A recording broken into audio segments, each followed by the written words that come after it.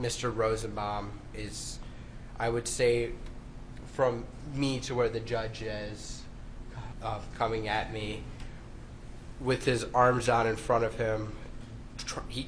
I remember his hand on the barrel of my gun. And why didn't you just keep running? When I was over there, there were about 100 people surrounding those cars, and there was no space for me to continue to run to. Okay. And so you turned around? Yes. And as you see him lunging at you, what do you do? I shoot him. And how many times did you shoot? I believe 4. And I continued to run after hearing people were saying, cranium him, get him, kill him. People were screaming, and I just was trying to get to the police running down Sheridan Road. And you say, I'm trying to get to the police. Why were you trying to get to the police?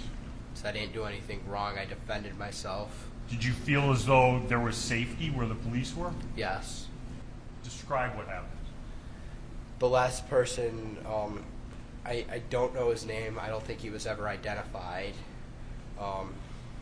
Jumps at me he was wearing boots, I believe, and as he's running at me and jumping, as his boot is making contact with my face, I fired 2 shots at him. Why did you shoot at him? I thought if I were to be knocked out, or he would have stomped my face in if I didn't fire. Mr. Huber runs up. As I'm getting up, he strikes me in the neck with his skateboard a second time. Then what happened? He grabs my gun, and I can feel it pulling away from me, and I can feel the strap starting to come off my body. And what do you do then? I fire 1 shot.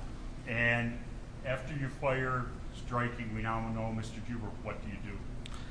I lower my weapon, and I see Mr. Grosskreutz with his hands up, and as I'm lowering my weapon, I look down, and then Mr. Grosskreutz, he lunges at me with his pistol pointed directly at my head.